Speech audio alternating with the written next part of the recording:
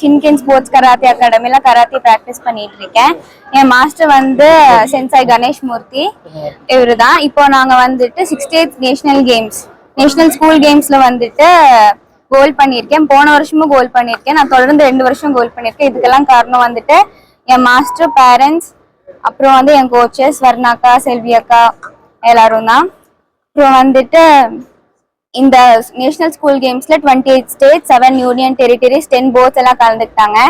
இதுல வந்துட்டு நான் சிஐசி ரெப்ரசென்ட் பண்ணி தமிழ்நாடுல இருந்து நான் மட்டும் தான் போனேன். இதுல நான் வந்து கோல்டு அடிச்சிருக்கேன். போன வருஷமும் கோல்டு அடிச்சிருக்கேன். இது வந்துட்டு இப்பதான் ரெக்கார்ட் ஆயிருக்கு. ஏன்னா யாருமே 2 இயர்ஸ் கான்சிக்யூட்டிவா கோல்டு அடிச்சது இல்லை. இதுக்கு வந்து என் ஸ்கூலும் ஃபுல்லா சப்போர்ட் பண்ணாங்க. கேசஸ் ஓகே. என்னோட நேம் கணேஷ் மூர்த்தி. நான் ஆசிய மற்றும் உலக கராத்தே நடுவராக இருக்கேன். இப்போ என்னோட student Monishree 68th school games national school கேம்ஸில் ஐசிஐசி பார்ட்டி ரெப்ரசென்ட் பண்ணி கோல்டு மெடல் பண்ணியிருக்காங்க. இது வந்து ஐசிஐசியோட ஃபர்ஸ்ட் கோல்டு மெடல். ஓகேங்களா, இவங்க மட்டும் தான் கோல் பண்ணியிருக்காங்க. இது வரைக்கும் ஹிஸ்ட்ரியில் சிஐசியில் வந்து கோல்டு மெடல் யாருமே பண்ணதே கிடையாது.